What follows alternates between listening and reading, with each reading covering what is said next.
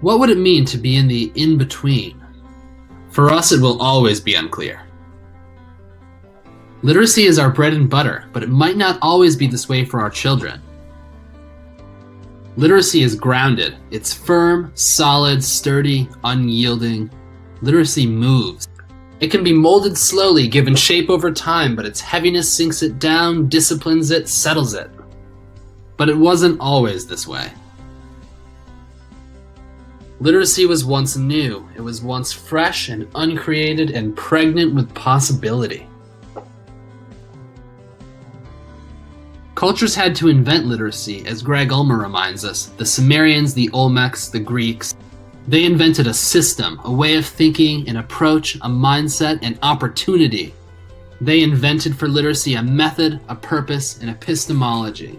They invented literacy accidentally and purposefully. They grounded literacy. This may happen one day with electracy, but it seems antithetical to everything electracy affirms. Electracy is not simply just the use of digital media. Rather, electracy is an approach, a mindset, an opportunity.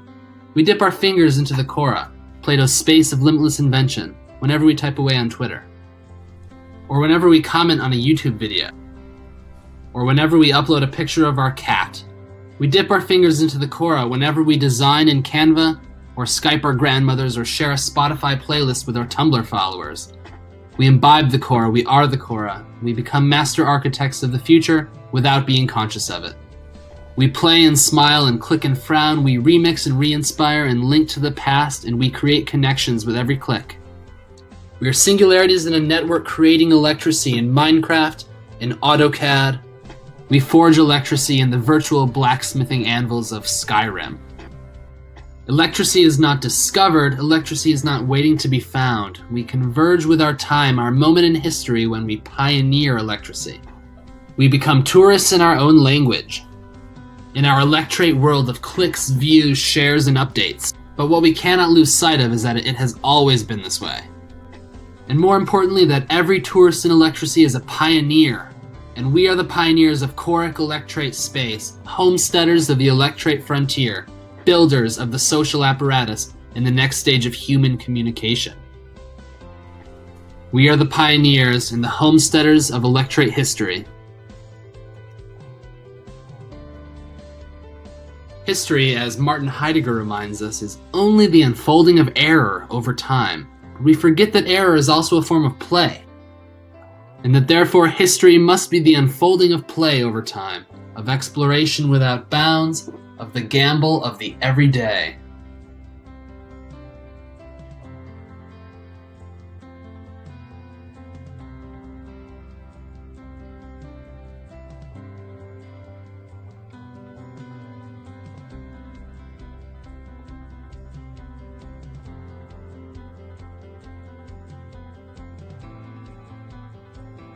We must speak as listeners, hearing writers write in networks, and we must listen for cultures, for public life, for current beginnings, and for individual subjectivities.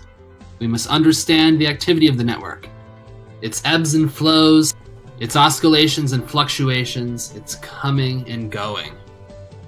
So what will you do with this video? How will you invent electracy? How will you dip your fingers into the Quora, as the first literates did 2,000 years ago? The stakes are high, so it's time to start playing.